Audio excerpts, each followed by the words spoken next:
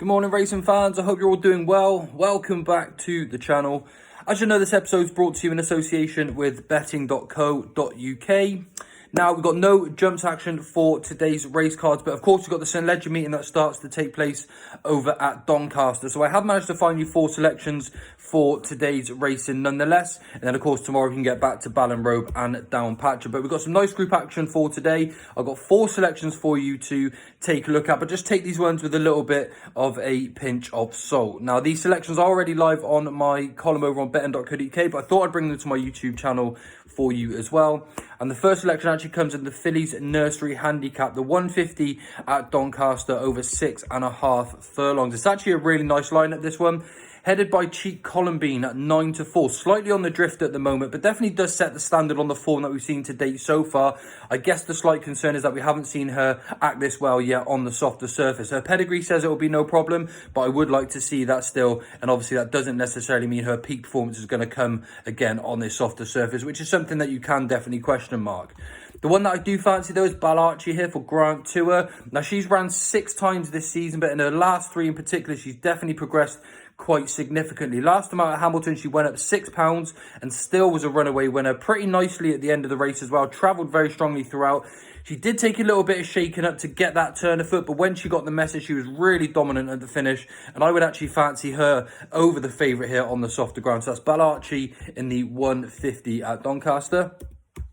The next race that we're going to take a look at is the Mayhill Stakes, the Group 2 for the fillies, headed by Darnation here at 5-4 for the Carl Burke team. And rightly so, to be honest, definitely sets a decent standard here and one going away last time out. However, there is a filly in here that I'm actually rather excited about, and that's See the Fire. Currently now just 4-1. When I put these selections up yesterday on betting.co.uk, you could actually get 15-2 about See the Fire. But she's coming for some seriously good support, and not surprisingly as well, she's got a really nice pedigree, and connections have actually said this is the best filly that they've had the Arabian Queen progeny so far, and made a really good debut at Newmarket to win in smart fashion. Looks really good as well, and they have labelled her homework as exceptional. She's just got a lot going for her, and I wouldn't like to miss the value on her, because if she wins today, she's going to be much shorter price next time out as well.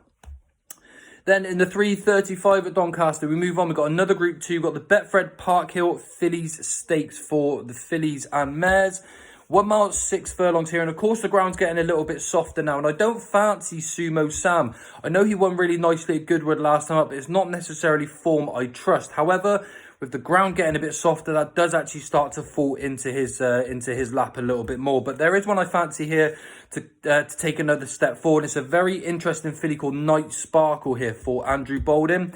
First start this time is going to be her first start for Andrew Bolden. She came from the Michael Callahan team and actually won really nicely in her last 4 starts. The first of which was actually over hurdles, but she's got so much speed. She has actually gone on and won 3 races since on the flat, and I think she could actually continue to improve once again.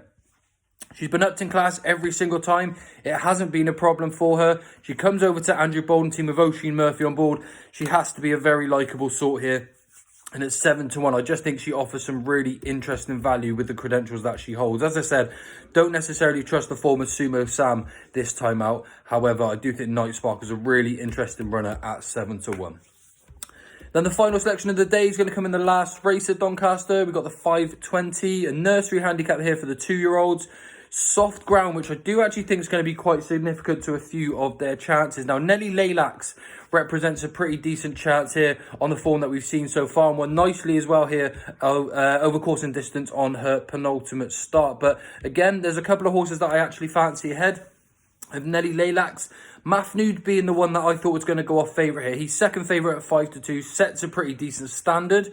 But I think Spanish Blaze is going to be the one that's got the stronger finish in the race, and I think he is the one to take advantage of this time out. He's won 2 of his 4 races. He looks open to further improvement. He's been very, very strong at the finish, and I think that strong finish here at Doncaster is definitely going to suit his chances. So even though it's quite a tight battle between the first 3 or 4 in this race, I think Spanish Blaze is the one that's got the really strong finish and ultimately going to get the job done at 7-2. So just a quick recap on those selections. In the 150 at Doncaster, it's Ballarchi at 11-2. In the 3 o'clock at Doncaster, it's See the Fire. Yeah, See the Fire at 4-1. In the 335, I like Night Sparkle at 7-1, and in the final race of the day at Doncaster, I like Spanish Blaze at 7-2. So there's just 4 selections for you on the flat today. As I said, just take these ones with a pinch of salt. I do already have some selections out for tomorrow at Downpatrick. I'm going to try and find a few more for Ballon Robe as well. So thanks everyone for tuning in. As usual, please don't forget to hit subscribe. You really are doing me a great favour. I hope you have a really good day, and I hope you back plenty of winners as well. Thanks again. I'll see you all real soon.